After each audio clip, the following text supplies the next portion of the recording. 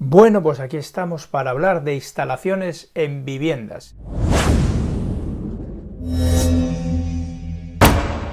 Se consideran instalaciones de viviendas a todos aquellos sistemas de distribución o recogida de energía o de fluidos que forman parte del edificio, de la edificación. La mayoría de las instalaciones en una vivienda se estructuran de forma parecida. Parten de la red pública de suministro, llegan a los hogares a través de un contador que contabiliza el gasto que cada vivienda tiene y se distribuyen por el interior de la vivienda mediante una serie de circuitos interiores. Las instalaciones que vamos a ver en este tema son básicamente 4.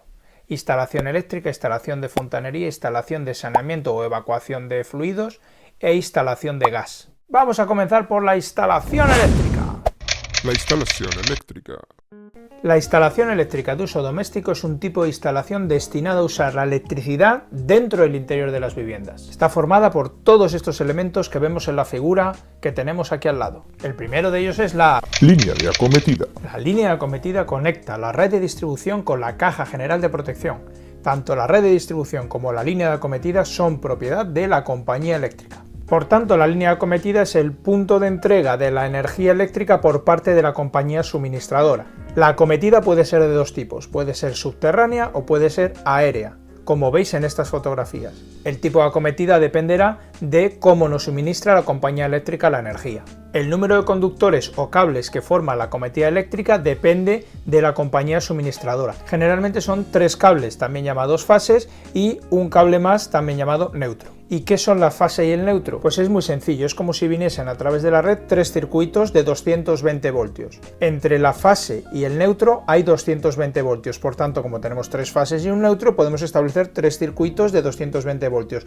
Nosotros nos engancharemos al circuito que nos diga la compañía eléctrica, quedando 2 de ellos libres para que otros vecinos puedan engancharse. Después de la acometida viene la caja general de protección. La caja general de protección ya es el primer elemento que es de nuestra propiedad. Si contratamos una instalación, debemos proporcionar nosotros ese elemento. Al igual que la acometida, la caja general de protección puede ser aérea o puede ser empotrada en el muro existente de la edificación. En ambos casos, dentro de la caja de protección se encuentran los fusibles que protegen toda la instalación interior. Aquí os dejo 2 fotos de cómo es la caja aérea y cómo es la caja empotrada en una pared existente de la edificación. De la caja general de protección sale la línea repartidora. La línea repartidora es diferente en una vivienda individual que en una vivienda colectiva. En la vivienda individual, la línea repartidora simplemente conecta la caja general de protección con el módulo del contador, es decir, el aparato que cuenta la energía que gastamos. Si es una vivienda colectiva, la línea repartidora lo que hace es repartir a los distintos contadores de las viviendas la energía eléctrica. Para ello se utiliza un embarrado, es decir, unas barras de cobre donde llega la línea repartidora, cada cable a su barra, y de esas barras van surgiendo los distintos cables a los contadores de cada vivienda. Como os digo, en la vivienda individual eso no es necesario, puesto que solo tenemos un contador, luego de la línea repartidora directamente se enchufa al contador. Ya os he adelantado el siguiente elemento, es la caja de contadores. Como su propio nombre indica, es el lugar destinado en el edificio para instalar los elementos de medida de energía eléctrica, es decir, el contador eléctrico. En el caso de una vivienda unifamiliar, simplemente será una caja donde alojaremos el contador. En el caso de una vivienda colectiva, tendremos un cuarto donde, después de ese embarrado, esas barras donde llega la línea general de alimentación, se dispone el enganche de todos los contadores de las distintas viviendas que conforman la propiedad colectiva. Antiguamente había una persona que se encargaba de leer esos contadores. Hoy en día todos estos contadores son electrónicos y la lectura se realiza a distancia, no siendo necesaria la presencia de una persona. Además, los contadores de hoy en día también controlan la potencia que nosotros hemos contratado. Es decir, si nosotros contratamos una potencia máxima de 4,4 kilovatios para toda nuestra vivienda, si excedemos en un momento dado del día ese consumo de potencia, el contador lo que hace es cortarnos la corriente para indicarnos que nos hemos pasado. Si queremos rearmar el contador, un poquito más adelante os explico cómo se hace. Desde el contador ya surge la derivación individual, que es el cable que nos lleva la corriente a nuestra casa y es el que entra a nuestro cuadro de elementos de protección, ese que tenéis normalmente cerca de la puerta de entrada. También tenemos una toma de tierra. La toma de tierra sirve para protegernos contra contactos indirectos o derivaciones. ¿Qué quiere decir eso?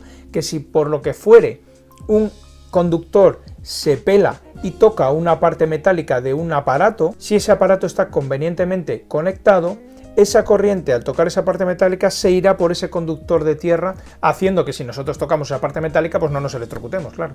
Para que esa corriente se pueda evacuar, se instala una pica de tierra, como os pongo en la imagen, que no es más que una barra de cobre de unos 2 metros de longitud que se clava en el suelo y de ella sale ese cable amarillo y verde, normalmente de protección, donde conectaremos todos los cables amarillos y verdes de toda nuestra instalación para que si algún aparato tiene un fallo, esa corriente se derive a través del cable de tierra hacia esa pica de tierra que lleva la corriente al suelo. Y ya estamos dentro de la vivienda. Dentro de la vivienda, la derivación individual entra al cuadro general de mando y protección, que es ese cuadro que, como os digo, todos tenemos cerca de la entrada de casa, donde tenemos distintos interruptores que llamamos interruptores automáticos o magnetotérmicos. Cuanto más interruptores tengamos en ese cuadro, más circuitos tiene nuestra vivienda. Quiere decir que más dividida tenemos la instalación eléctrica y por tanto ante una posible avería podemos localizarla con más facilidad. En las viviendas más antiguas la normativa no preveía la instalación de estos automáticos, por tanto normalmente solo tenían uno para toda la casa. Si nuestra vivienda ya es un poco más moderna, tendremos varios. Y a continuación paso a explicaros cuál es la composición de un cuadro general de mando y protección según la normativa.